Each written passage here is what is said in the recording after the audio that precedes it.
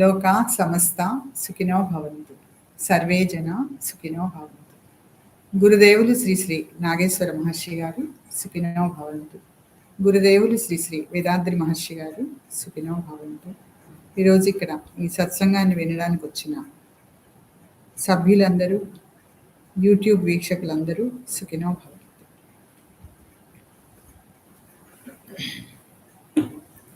ఈ రోజున మనం తీసుకున్న టాపిక్ యోగ సాధనలో కలిగే అవరోధాలు.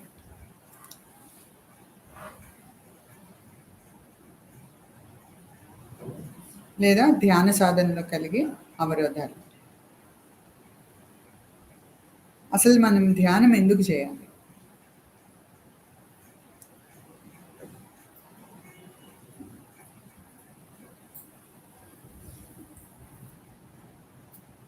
ఆది మధ్య అంతం లేకుండా అనంతంగా సర్వవ్యాపకంగా వ్యాపించి ఉన్నటువంటి ఆ ఆది దైవం తన నుండి తాను విడివడి శక్తి పరమాణువులుగా రూపుదిద్దుకొని అక్కడి నుండి పంచభూతాలుగా మారి ఆ పంచభూతాలు పంచీకరణ చెందినందువల్ల ప్రపంచం, నిర్జీవరాశులు, వాటి నుండి జీవరాశులు,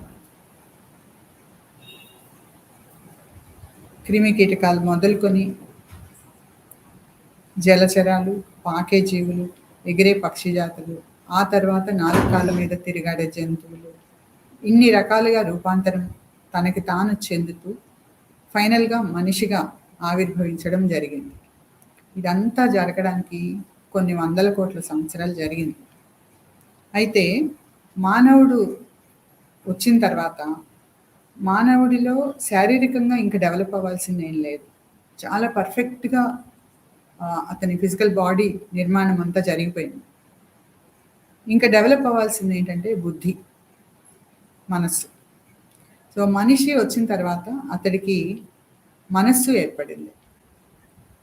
జంతువుల వరకు కూడా కేవలం పంచ జ్ఞానేంద్రియాలు, పంచ జ్ఞానాలు ఉన్నాయి వాటికి. కానీ మనిషి వచ్చిన తర్వాత మానవుడికి పంచ జ్ఞానాలతో పాటుగా 6వ జ్ఞానం అయినటువంటి మనస్సు ఏర్పడింది. కాబట్టి అతడు మానసి అయ్యాడు. సో మనిషి అయి వచ్చిన తర్వాత కూడా మనకి అనేక వేల లక్షల జన్మలు జరిగిపోయింది. మనిషి ఆవిర్భవించి సుమారుగా 50-55 కోట్ల సంవత్సరాలైంది. ఇన్ని కోట్ల సంవత్సరాల్లో అనేక జన్మలు తీసుకుంటూ ప్రతి జన్మలో అనుభవంతో కొన్ని పాఠాలు నేర్చుకుంటూ చచ్చిపోతున్నాం, మళ్ళీ పుడుతున్నాం. కర్మ బంధనాలన్నీ ఏర్పడినందువల్ల ఆ జన్మ పరంపర అనేది కొనసాగుతూనే ఉంది. ఈ జన్మ పరంపరకి కారణం ఏంటంటే మనిషి తన మనస్సుతోటి కానీ, మాటతోటి కానీ, చర్యలతో కానీ చేస్తున్న కర్మలు. సో ఈ కర్మలు అనేవి బంధనాలుగా మన లోపల ఏర్పడి, లేదా మనకి మన గురువులు ఏం చెప్తారంటే ఇంప్రింట్స్ అవుతున్నాయి. లోపల మొత్తం ఇంప్రింట్స్ ఉంటున్నాయి. మనం ఏది చేసినా సరే, ఎంత చిన్న కదలిక చేసినా సరే అది మన లోపల ఇంప్రింట్ అయిపోతుంది. సో ఇవన్నీ కూడా మళ్ళీ తిరిగి మనం అందుకుని అనుభవించేదాకా కూడా జన్మ పరంపర అనేది కొనసాగుతుంది. కాబట్టే జన్మ తర్వాత జన్మ మనం పొందుతూనే ఉన్నాం. అయితే ఈ ఇన్ని జన్మల్లో మనలో ఎంతో కొంత పరిణామం జరుగుతుంది, అంటే చేంజ్ అవుతున్నాం మనం. అయితే ఆ చేంజ్ అనేది పర్ఫెక్షన్ లెవెల్కి వెళ్ళట్లా. ఎప్పటికప్పుడు ఈ మాయ, ఏదైతే మిథ్యా జగత్ అంటున్నారు కదా, అంటే ఇప్పుడు మనకి ఏదైతే కంటికి కనపడుతుందో అదంతా కూడా మాయా, మిథ్య అంటే మనకి నమ్మబుద్ధి లేదు. మనకి రియల్గా కనిపిస్తుంది, అనుభవిస్తున్నాం కదా. సో మాయ అని చెప్తే కొంతమంది కోపం కూడా వస్తుంది. కానీ ఇదంతా మాయ. ఎందుకంటే ఉన్నది ఒకటే, భగవంతుడే. ఆ భగవంతుడే స్వయంగా మనంగా ఉన్నాం. ఆ వాస్తవం కనుక మనకు అర్థమైతే మాయ ఏంటనేది మనకు తెలుస్తుంది. ఇప్పుడు చూడండి, ఈ జన్మలో మనకు ఒక కుటుంబము, ఆస్తిపాస్తులు, మన వ్యక్తిత్వం, మన చదువులు, సంస్కారాలు, మన దాసదాసీ జనం కానివ్వండి, మన బంధుమిత్రులు, మన బిడ్డలు, తల్లిదండ్రులు, అలాగే మన ఏర్పడిన వస్తువులు, ఆస్తులు, ఎవ్రీథింగ్ మన కర్మానుసారంగా మనకు అందజేయబడింది. కర్మ అంటే మళ్ళీ అర్థం చేసుకోండి, ఆలోచన, మాట, పని. పూర్వజన్మల్లో మనం ఏమేం చేశామో, ఏమేమి కోరుకున్నామో, ఏమేమి అనుభవించాలని ఆశించామో, ఏమేమి ఆ పదే పదే అనుభవించి ఎంజాయ్ చేశామో అవే మళ్ళీ మళ్ళీ ఇంప్రింట్స్గా, అంటే కర్మ బంధనాలుగా మారి వాటి వల్ల మళ్ళీ ఇంకొక జన్మకి మనం లోనవుతూ ఉన్నాం. సో, ఇవన్నిటి ఫలితంగా అంటే ప్రారబ్ధ కర్మ ఇది. ఇప్పుడేదైతే మనం ఫేస్ చేస్తున్నామో అది మన ప్రారబ్ధ కర్మ. అంటే అనేక జన్మల తరబడిగా మనం చేసుకుంటూ వచ్చిన కర్మలు, వాటితో పాటు మనం ఏ తల్లిదండ్రుల ద్వారానైతే ఈ లోకంలోకి తీసుకురాబడ్డామో, వారి నుండి మనం సంక్రమింపజేసుకున్న కర్మలు, అలాగే పుట్టి బుద్ధెరిగిన తర్వాత ఇప్పటిదాకా మనం చేస్తూ వచ్చిన కర్మలు, ఇవన్నిటి యొక్క సారంగా ఇప్పుడు మనం ఉన్నాం. దీన్ని ప్రారబ్ధం అనుభవించకుండా తప్పదు, తీరదు అన్నారు. ఎంతటి మహాత్ములైనా సరే మనం విన్నాం కదా! గొప్ప గొప్ప మహాత్ములు ఎందుకని క్యాన్సర్ వచ్చింది, ఎందుకని ఆ జబ్బొచ్చింది, ఈ జబ్బొచ్చింది అని మాట్లాడుతూ ఉంటారు. ప్రారబ్ధం అనేది ఎంతటి మహాత్ముడికైనా సరే అనుభవించి తొలగించుకోవాల్సిందే. వద్దు అనుకుంటే వాళ్ళు అనుకోరు. ఆ స్థితికెళ్ళిన తర్వాత ఇది నాకొద్దు అని వాళ్ళు అనుకోరు. మనం ప్రాపంచికంగా ఉన్నవాళ్ళం అనుకుంటాం నాకు ఇదొద్దు, అదొద్దు అని. కానీ ప్రారబ్ధ కర్మవశాత్తుగా మనకి ఏదైతే వస్తుందో దాన్ని మనం ఆపలేము. అది అనుభవానికి వచ్చే తీరుతుంది. కాబట్టి ఇప్పుడు ఈ బంధనంలో మనం చిక్కుకొని ఉన్నాం. సో మాయ అంటే వేరే ఏం కాదు. మాయ అనేది ఏంటంటే ఏదైతే మనకి పంచరంగులతో కనిపిస్తున్నాయో, మన పంచ జ్ఞానేంద్రియాలకు అనుభవానికి వస్తున్నాయో, కనపడుతున్నాయో, ఇవన్నీ కూడా మాయా అన్నారు. ఒరిజినల్ ఏంటంటే భగవంతుడే. ఉన్నది సత్యం భగవంతుడే. ఆ భగవంతుడే నాలో, మీలో, ఈ వస్తుజాలంలో సమస్తంలో ఉన్నది అదే దైవం. ఆ దైవాన్ని మనం గుర్తించాలి. సో ఎందుకు గుర్తించాలంటే ఇప్పుడు ఇందాక చెప్పుకున్నట్టు మనం ఫిజికల్ పర్ఫెక్షన్ పొందాం. కానీ ఇంకా మెంటల్ పర్ఫెక్షన్ పొందలేదు. కాబట్టి ఆ మెంటల్ పర్ఫెక్షన్ పొందటం కోసం అంటే దైవం స్థాయికి మనం వెళ్ళాలి. సో వెళ్ళడానికి మనకు అడ్డం వస్తున్నది ఏంటంటే మన కర్మబంధనాలు. వీటి వల్ల మనం భగవంతుని చూడలేకపోతున్నాం. నిజానికి మన లోపలే దైవం ఉంది. ఎలా ఉందంటే మన ప్రాణంగానే ఉంది. కానీ మనం గ్రహించలేకపోతున్నాం, మనం అనుభవించలేకపోతున్నాం. తెలియట్లా నాలో నీలో అందరిలో ఉందని థియరీ చెప్తున్నాము. కానీ నీకు కడుపు నొప్పి వస్తే నాకు కడుపు నొప్పి తెలుస్తుందా? నీకు ఆకలి వేస్తే నాకు ఆకలి తెలుస్తుందా? లేదు కదా. సో ఆ పర్ఫెక్షన్ అనేది పొందడం కోసం మనం ఈ ధ్యాన సాధన అనేది చేస్తున్నాం. ఇప్పుడు ఈ రోజుల్లో ఎలా వచ్చిందంటే ఈ ధ్యాన సాధన చేసినందువల్ల మనకు ఆ నొప్పి తగ్గుతుంది, కులాసాగా ఉంటాము, ఇబ్బంది లేకుండా జీవించగలుగుతాము అనే ఆశతోటి చాలామంది వస్తున్నారు దీంట్లోకి. అది తప్పని ఎవరు అనలేదు, మహాత్ములు కూడా అనలేదు, మనం కూడా అనట్లేదు. కానీ కులాసాగా జీవితం గడిచేటప్పుడు మనకి దేవుడు గుర్తుకొస్తున్నారా? ధ్యానం గుర్తుకొస్తుందా? అది మాయ. దైవానికి మనకి మధ్య అడ్డం ఉంది, అదే. సో దాన్ని తెలుసుకుని దాన్ని అధిగమించడానికి సాధన చేయాలి. సో సాధన చెయ్యాలి అంటే ముందుగా ఉండవలసింది శ్రద్ధ, విశ్వాసం. సో భగవంతుడి మీద విశ్వాసం ఉండాలి. మనకి మంచి అయినా చెడు అయినా చాలాసార్లు మనకి మంచి జరిగినప్పుడు దేవుడు నాకు చాలా మంచి చేశాడు అని అనుకుంటూ మనం గుడికి వెళ్తామో, మొక్కుబళ్ళు తీర్చటమో, ఇంకోటో చేస్తున్నాం. కానీ చెడు జరిగింది కూడా భగవంతుడి ప్రసాదం. ఈ రకంగా తీసుకుంటేనే మనం భగవంతుడి దగ్గరికి వెళ్ళగలుగుతాం. ఒకప్పుడు చెడు జరిగింది. ఈ చెడు ఎందుకు జరిగింది? నా లోపల ఆ చెడు జరగాల్సినంత అంతర్ముద్ర ఉంది కాబట్టి నాకు చెడు జరిగింది. నాకే ఎందుకు జరిగిందని మనందరం బాధపడుతూ ఉంటాం. కానీ అది లోపల ఉండబట్టి జరిగింది. ఇంకొక రకంగా కూడా ఆలోచించండి. ఇప్పుడు ఈ చెడు జరిగింది, పోయింది. మళ్ళీ అనుభవానికి రాదుగా, వదిలేసేయి. కానీ నాకిది జరిగింది అని పదే దాని గురించి కనుక మనం ఆలోచించుతూ ఉన్నట్లయితే తిరిగి అంతర్ముద్ర బలంగా పడుతూ లోపల మళ్ళీ అటువంటి దుఃఖపడాల్సిన అనుభవాలే మనకు వస్తాయి. కాబట్టి అవి పట్టించుకోవద్దు. ఇవే మన సాధనకి ఆటంకం. మనం ధ్యానం చేద్దాం అనుకున్నాం దేనికంటే దైవానుసంధానం చేయడానికి, అంతేగా. ధ్యానానికి లక్ష్యం భగవంతుడు. ఎందుకు చేయాలి అంటే నేను ఏ మూలం నుంచి అయితే వచ్చానో, దైవం నుంచి వచ్చాను చెప్పుకున్నాను కదా ఇందాక. సో దైవం నుంచే నేను వచ్చాను. ఆ దైవం ఏంటో తెలుసుకోవడానికి, అనుభవించడానికి, నేను దైవంగా మారడానికి నేను సాధన చేయాలి. మనకి గురువుగారు సింపుల్గా ఎలా చెప్పారంటే మానవ జన్మ లక్ష్యం ముక్తి పొందటమే. అంటే కర్మబంధనాలన్నింటినీ తొలగించుకొని దైవంగా తాను స్వయంగా మారిపోవడమే. కాబట్టి అలా మారడానికి మనకు అడ్డం వచ్చేదే మాయ. సో మాయ ఏ రూపంలో ఉంది అంటే చూడండి మనకి మన బంధుమిత్రులుగా, ఆస్తిపాస్తులుగా ఆ ఆస్తి ఎక్కువ ఉన్నా కష్టమే, తక్కువ ఉన్నా కష్టమే కదా! అనుభవిస్తున్నాం మనందరం. అలాగే మన బంధుమిత్రులు, ఇంట్లో కుటుంబ సభ్యుల నుంచి ప్రాబ్లమ్స్ ఉంటాయి. పిల్లల నుంచి రావచ్చు.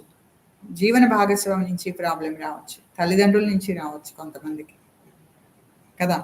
సో, బంధుమిత్రుల్లో ఎవరి నుంచైనా రావచ్చు. అక్క చెల్లెల నుంచో, అన్నదమ్ముల నుంచో, వాళ్ళ వాళ్ళ ఫ్యామిలీస్ నుంచో మనకి ప్రాబ్లమ్స్ రావచ్చు.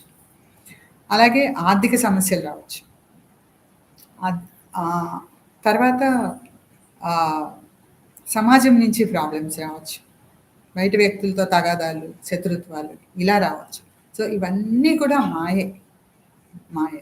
వాటి వెనక ఏముందంటే, మనకి ఎవరితో ఎటువంటి ప్రాబ్లమ్ వచ్చినా, మనం ధ్యానానికి అవరోధం అని అనుకుంటున్నాం కదా ఇప్పుడు. అవరోధం కలిగించేదంతా ఇదే. మనకుండే ప్రపంచమే. సో, ఈ ప్రపంచం నేనుంటేనే కదా ఉంది. సో, నేను అంటే ఏంటి? నాది నేను జీవాత్మ. జీవాత్మ అంటే ఆత్మ అంటే దైవం నుంచి విడిపడ్డ ప్రాణశక్తి. ప్యూర్‌గా ప్రాణశక్తి అది. ఆ ప్రాణశక్తి మీద నేను వేసుకున్న అంతర్ముద్రలు ఏవైతే ఉన్నాయో అవన్నీ కూడా ఆవరణలు, ఆవరణలుగా చుట్టుకొని ఉంది. మనం చిన్నప్పుడు ఎక్కడైనా పెళ్ళికెళ్తే సరదాగా వాళ్ళకి ఫ్రెండ్స్‌కి ఏం చేసేవాళ్ళమంటే లోపల ఒక చిన్నదేదో చాక్లేట్ పెట్టి పొట్లంలో పొట్లం మీద పొట్లం, పొట్లం మీద పొట్లం, పొట్లం మీద పొట్లం కట్టాం గదా! అదే రకంగా మన లోపల స్వచ్ఛంగా ఉన్న జీవాత్మ ఆత్మ మీద ఈ జీవుడు చేసిన ఈ కర్మలన్నీ కూడా బంధనాలుగా ఇంప్రింట్ అయిపోయి ఉన్నాయి. సో, అవే మనకి దైవానికి ఆటంకం. సో, ఆ విషయం తెలుసుకున్న తర్వాత ఏదైతే ఒక కర్మ మనకు అనుభవానికొచ్చిందో అది మనొదిలి ఎళ్ళిపోతుంది. కానీ దానికి మనం రియాక్షన్స్ ఇచ్చి పదే, పదే, పదే, పదే మళ్ళీ, మళ్ళీ వాటిని అనుభవించేలాగా మనమే చేసుకుంటున్నాం. పదే, పదే తలుచుకుని గాని, పదే, పదే మాట్లాడి దాని గురించి, పదే, పదే వాళ్ళ మీద రియాక్షన్స్ ఇచ్చి మనం మళ్ళీ, మళ్ళీ ఆ ఇంప్రింట్స్ ఏసుకున్నాం. లేదు అంతా బావుంటుంది. అయిపోయింది. అయిపోయిందేదో అయిపోయింది. పట్టించుకోకుండా ఉంటే ఏది జరిగిందో, ఏది జరగవలసిందో అదే జరిగింది అనే భావంతో గనక వదిలిపెట్టేస్తే తిరిగి ఆ కర్మానుభవం మనకి లేదు. కానీ అది తెలియక మనం ఏం చేస్తున్నామంటే ఎమోషన్స్‌కి లోనై ప్రతిసారి ఒకటికి 10 రియాక్షన్స్ ఇస్తూ తిరిగి, తిరిగి కర్మబంధనాన్ని కలిగించుకుంటున్నాం. దీనివల్ల ఇది సాధనకి ఆటంకాలు గూడా మనం పెంచుకున్నట్లే గదా! సో, సాధకుడు ఎలా ఉండాలి అనేది ముందుగా తెలుసుకోవాలి. సో, సాధకుడు ఎలా ఉండాలి అంటే ముందు మన జన్మ లక్ష్యం ఏంటి? భగవంతుడిని తెలుసుకోవాలి. భగవంతుడిలో లయ చెందాలి. సో, లయ చెందాలి అనే సాధన సరైన సాధన పొందాలి. ఇవాళ చూడండి ఈ రోజు కూడా 4, 5 వేల సంవత్సరాల కిందట పతంజలి మహర్షి ఏదైతే అష్టాంగ యోగం అంటూ చెప్పారో అదే ప్రామాణికంగా ఉంది. ఇప్పటికి కూడా.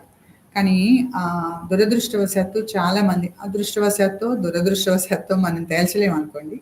కానీ అనేక రకాలుగా దాన్ని శ్వాస మీద ధ్యాసే ధ్యానం అని ఒకళ్ళు చెప్తారు. ఇంకొకళ్ళొచ్చి సుషుమ్నా క్రియ అంటున్నారు. ఇంకొకళ్ళొచ్చి ఇంకేదో చెప్తున్నారు. రకరకాల ధ్యాన ప్రక్రియలు, రకరకాల యోగాభ్యాసాలు చెప్తున్నారు. కానీ ఏది కూడా సమగ్రంగా లేదు. సమగ్రంగా మొత్తాన్ని కలుపుకొని లేదు. ఏం చేస్తే భగవంతుని పొందుతాం అనేది ఎవరు చెప్పట్లేదు. ఫాలో అప్ లేదు. సో, దీనివల్ల చాలామంది చాలా ఇబ్బందులు పడుతున్నట్లుగా మా దృష్టికొస్తోంది ఈ మధ్యన.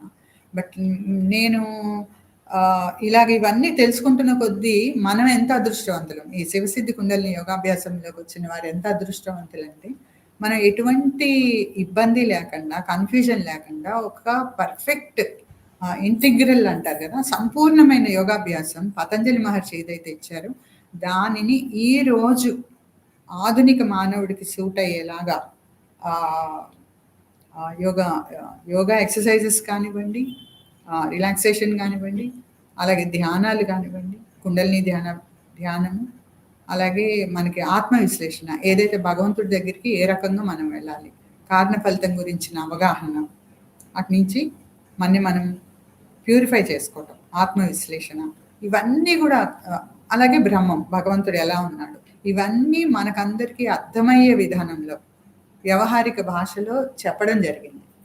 సో, కాబట్టి మనం ఇదంతా అర్థం చేసుకొని సరైన పాత్రలో ముందుకెళ్ళిపోతున్నాం. మనకు తెలీదు బయట ఏం జరుగుతుందో. అనేక మంది అనేక రకాల ఇబ్బందులు పడుతున్నారు. రకరకాల యోగాభ్యాసాలు చేసి దానికి అర్థం ఏంటి? నిజానికి మనకు కావాల్సిందేంటి? ధ్యానం ఎందుకు చేస్తున్నాం? మొన్న ఒకాయన మన దగ్గర క్లాస్ చేశాడు. వచ్చి ధ్యానం చేస్తే కోరికలు కోరుకోవాలి. అక్కడున్న ఒక అబ్బాయికి చెప్తున్నాడాయన. "నువ్వు కోరికలు కోరుకో. కోరుకోకపోతే ధ్యానం ఎందుకు చేయటం" అంట. కోరికలు తీర్చుకోవడానికి ధ్యానం చేయటం ఎందుకు? జీవితం ఎలా తోస్తే అలా వెళ్ళిపోతూ ఉంటే, ఆ కోరికలు తీరేవి తీరతాయి. మళ్ళీ కర్మబంధనం ఉంటే ఇంకో జన్మ వస్తది. కోరికలు తీర్చుకుంటూనే ఉంటాడు కదా! ముక్తి పొందేదాకా తీర్చుకుంటూనే ఉన్నాం. ప్రతి దానికి కోరికే మూలం.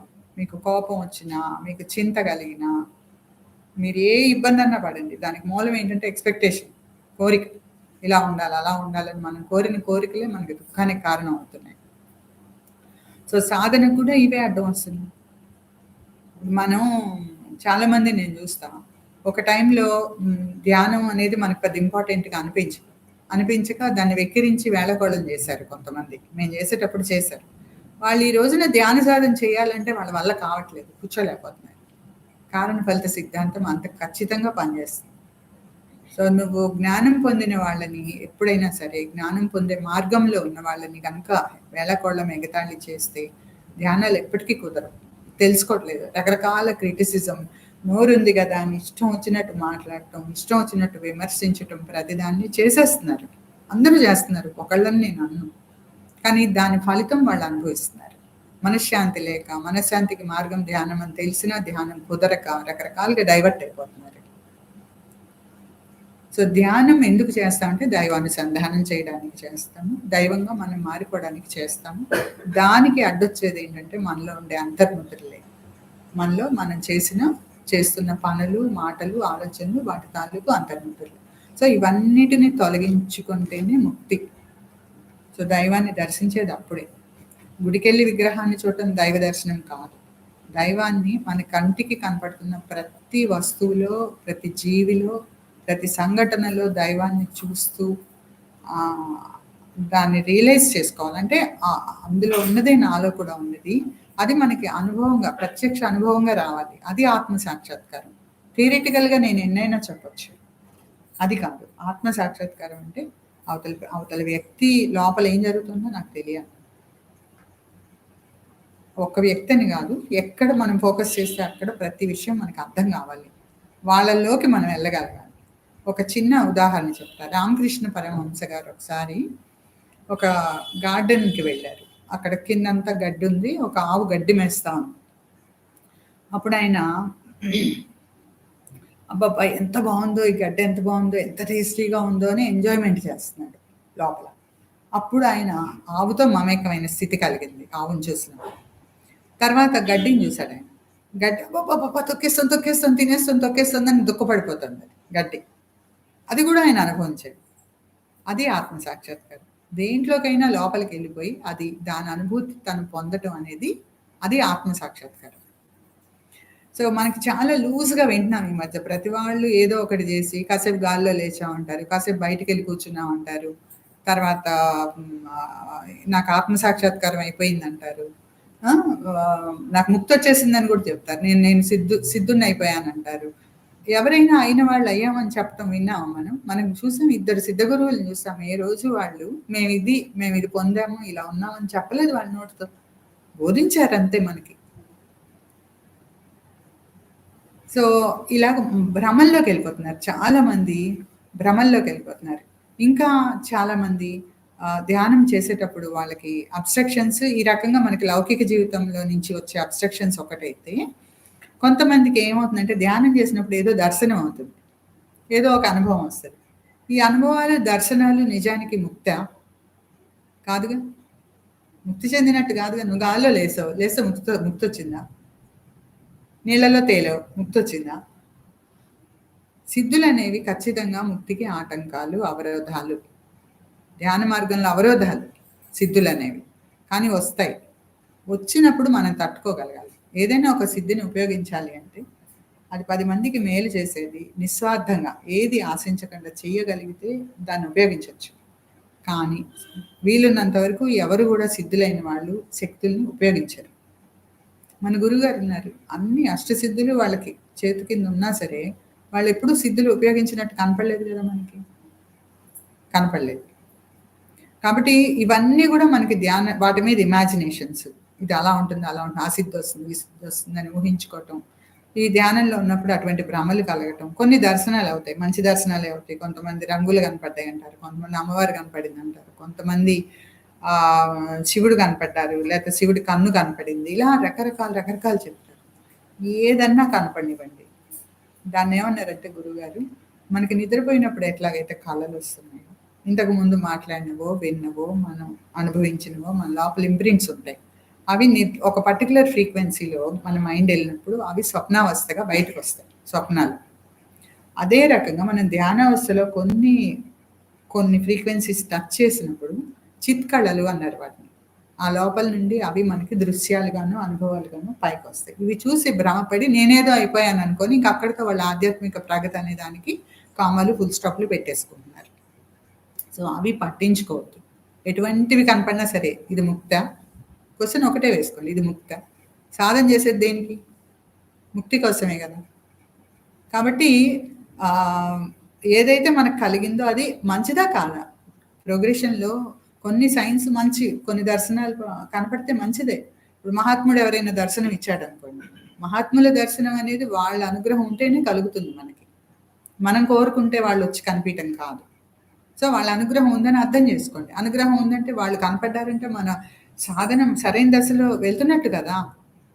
సో ఆ రకంగా మనం అంచనాలు వేసుకోవాలి తప్ప, మనకు కొన్ని దర్శనాలు అయినాయి కాబట్టి మనం ఏదో అయిపోయామని భ్రమపడి వాళ్ళు ఇతరులకు ఏదేదో బోధించుతూ వాళ్ళని తప్పుదారి పట్టించుతూ. చూడండి, ఒక్కటి గుర్తు పెట్టుకోవాలి, ఏదన్నా సరే మనం చెప్పిన బోధ అవతలి వాళ్ళకి జ్ఞానం, రియల్ జ్ఞానం కలిగించి దైవానికి దగ్గర చేసేదిగా ఉండాలి తప్ప పక్కదారి పట్టించేదిగా ఉండకూడదు. ఒకవేళ పక్కదారి పట్టించేటటువంటి బోధలు చేస్తూ ఉంటే వీళ్ళెప్పటికీ సరైన గమ్యాన్ని చేరలేరు. అది ఖచ్చితంగా ఆటంకమే. ధ్యాన సాధనలో కానీ మనం గమ్యం చేరటంలో కానీ ఆటంకమే అది. సో ఇట్లా చాలాసార్లు మన భావావేశాలతో, మన భావాలతో మనమే ఆటంకం పెట్టుకుంటాం. ఒక్కొక్కసారి చూడండి, ఒక ప్రాబ్లం ఏదైనా వచ్చింది, అది సాల్వ్ అవ్వకపోతే మైండ్ అంతా దేని మీద ఉంటుంది? ప్రాబ్లం మీదే ఉంటుంది మనకి.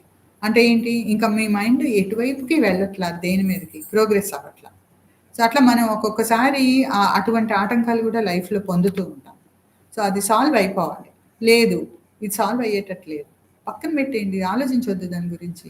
చాలా సందర్భాల్లో చూడండి, మనకు కొన్ని సమస్యలు ఎలా వస్తాయంటే ఆలోచించడం మానేసినాక వాటంతట సాల్వ్ అయిపోయినట్టుంటాయి కదా. మనందరికీ అనుభవమే జీవితంలో, కాకపోతే మనం ఐడెంటిఫై చేయట్లేదు. కొన్ని సమస్యలు అదే పనిగా ఇబ్బంది పెట్టినప్పుడు ఆలోచించకుండా పక్కన పెట్టేస్తే సాల్వ్ అయిపోతాయి. కొన్ని సాల్వ్ అవ్వని వాటిని అది యాక్సెప్ట్ చేయగలగాలి. మనం కర్మ ఫలంగా యాక్సెప్ట్ చేయాల్సి వస్తుంది. దుఃఖం కలుగుతుంది. దుఃఖం ఎందుకు కలుగుతుంది? ఎవరికి కలుగుతుంది? నాకు కలుగుతుంది. ఎందుకు కలుగుతుంది? నేను ఆశించింది జరగట్లా, లేకపోతే నేను ఇంకోలా ఉండాలని అనుకున్నప్పుడు ఇంకో రకంగా జరుగుతుంది. ఇక్కడ మనకు దుఃఖం కలుగుతుంది. కానీ ఎవరికి ఏది జరిగినా వాళ్ళ కర్మానుసారమే జరుగుతుంది కదా. ఇప్పుడు ఇవాళ ఒక కుటుంబంలో మనందరం ఉన్నాం.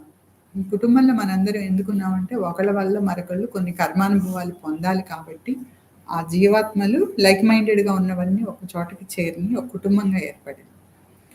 ఇప్పుడు ఇదే రకంగా గతంలో మనం ఎన్ని జన్మలు ఎత్తాం? అన్ని జన్మల్లో అన్ని కుటుంబాలు ఉన్నాయి కదా. మరి వాళ్ళందరూ ఎక్కడున్నారు? వాళ్ళ మీద మమకారం ఉందా? ఇప్పుడు మనకి ఐడెంటిఫికేషన్ ఉందా? లేదు.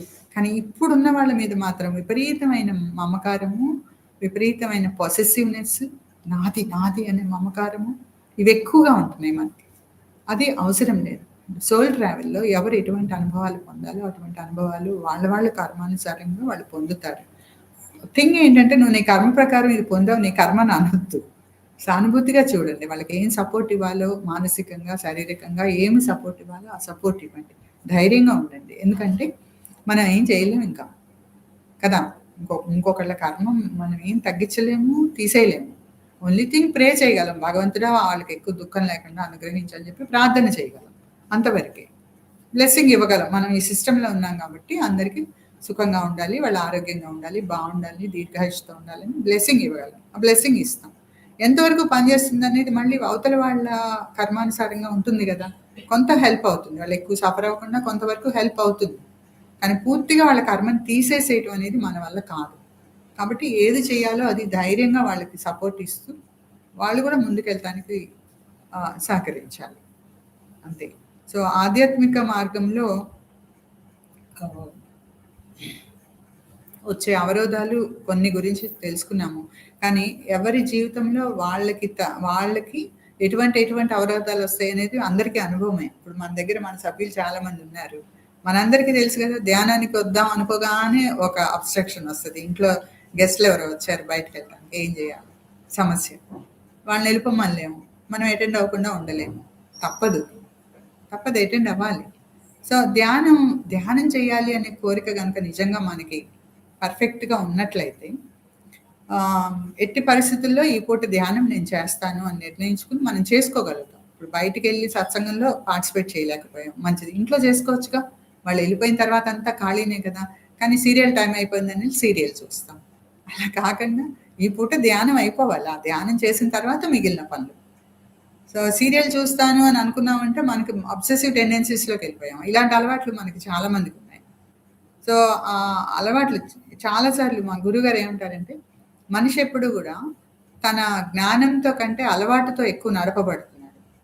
స్వామి వివేకానంద గూడా అన్నారు. మనుషులందరూ ఎమోషన్‌తో నడపబడుతున్నారు. వివేకంతో కాదు అని. సో, అలా మనందరం గూడా మన అలవాట్లతో, మన రొటీన్స్ తోటి మనం రొటీన్‌గా మొన్న ఏం చేసామో నిన్న అదే చేసాం, నిన్నేం చేసామో ఇవాళ గూడా అదే చేస్తున్నాం. సో, అలా అలవాటుగా వెళ్తున్నాం. ఆయనేమనేవారంటే, జ్ఞానానికిను, అలవాటుకి మధ్య పెనుగులాటే మానవ జీవితం. జీవితం అంతా అంతే. ఎన్నో విషయాలు వదిలేద్దాం అనుకుంటాం. వదలలేము.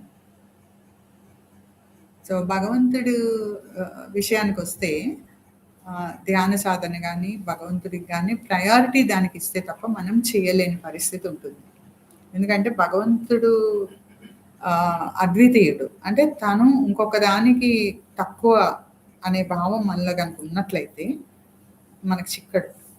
సో, భగవంతుడిని పొందాలి అని గనక మనం అనుకుంటే ఖచ్చితంగా ఫస్ట్ ప్రయారిటీ భగవంతుడికివ్వాలి. అక్కడ మనందరం ఫెయిల్ అవుతున్నాం. నేను అబ్జర్వ్ చేస్తున్నాను. అందరం ఫెయిల్ అవుతున్నాం. పైగా మనకి గురువుగారు చెప్పారు గదా! కుటుంబ బాధ్యతలు అవన్నీ చేయాలన్నారు గదా! కాబట్టి అది చేసిన తర్వాతే ఇదన్నారు కాబట్టి ఆ తర్వాతే. అంటే కన్వీనియంట్‌గా మనకెలా కన్వీనియంటో అట్లాగా సరిపెట్టేసుకుంటూ ఉన్నాం. భగవంతుడికి ప్రయారిటీ చేయండి ఒక 6 నెలలు, 6 నెలలు గాదు. ఒక్క 2 నెలలు గట్టిగా సాధన చేయండి. ప్రయారిటీ భగవంతుడికిచ్చి. ఒక అప్‌గ్రేడింగ్ వస్తుంది. మళ్ళీ ఒక 6 నెలలు మామూలుగా జీవించండి వాళ్ళతో. మళ్ళీ ఒక 2 నెలలు సాధన చేయండి గట్టిగా. పైకెళ్ళింది మళ్ళీ కిందకెళ్ళిపోదు. నాలెడ్జ్ లెవెల్ పైకెళ్ళాక మళ్ళా కిందకి దిగజారదు. సో, ఆ నాలెడ్జ్ లైట్‌లో మళ్ళీ జీవితాన్ని గడుపుతూ మరలా ఒక 2 నెలలు చేయండి. అట్లా అలవాటు చేసుకోవాలి నెమ్మదిగా. ఈసారి ఒక 4 నెలలకి మొదలుపెట్టండి. ఈసారి 2 నెలలకి మొదలుపెట్టండి. సో, ఖచ్చితమైన సాధన. అంటే ఇంక వేరే దేనికి ఇంపార్టెన్స్ ఇవ్వకుండా భగవంతుడికి మాత్రమే ఇంపార్టెన్స్ ఇచ్చి చేయగలిగిన సాధన మనం చేస్తే అందరం కూడా ముక్తి పొందడానికి ఎక్కువ అక్కర్లా ఈ జన్మలోనే పొందుతారని అష్యూర్ చేశారు వేదాద్రి మహర్షి గారు, నాగేశ్వర మహర్షి గారు కూడా. కాబట్టి ఈ ధ్యాన సాధన చేసేటప్పుడు ఖచ్చితంగా అవరోధాలు వస్తాయి. ఇప్పుడు పెళ్లి చేస్తాము, అందరం చేసుకున్నాం పెళ్ళిళ్ళు. సో, అందరికీ జీవన భాగస్వామితోటి ఆత్మ మమేకమైపోయి ఉంటున్నామా? రోజుకి తగాదాలు లేకుండా జరుగుతుందా? అభిప్రాయ భేదాలు లేకుండా అవుతుందా? అవ్వట్లేదు కదా! అయినా సర్దుకొని ఇంక ఇంతేలే మన కర్మ ఇంతే అని సరిపెట్టుకొని ఉంటున్నాం గదా! ఆ!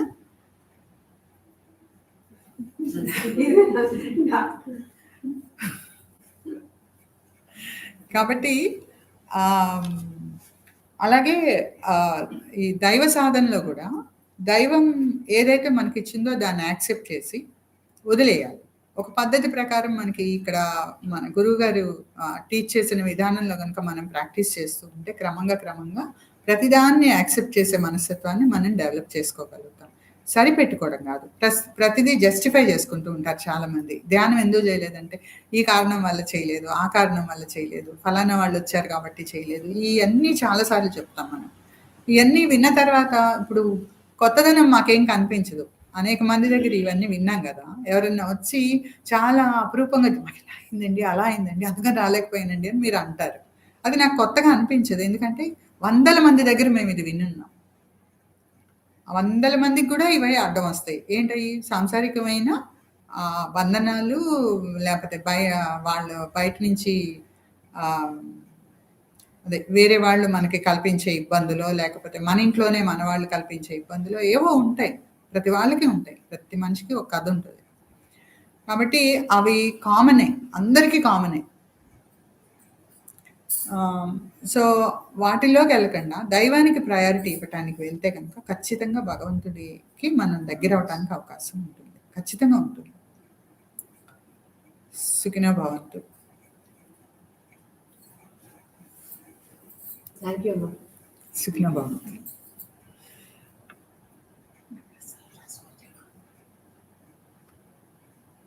రాయలా.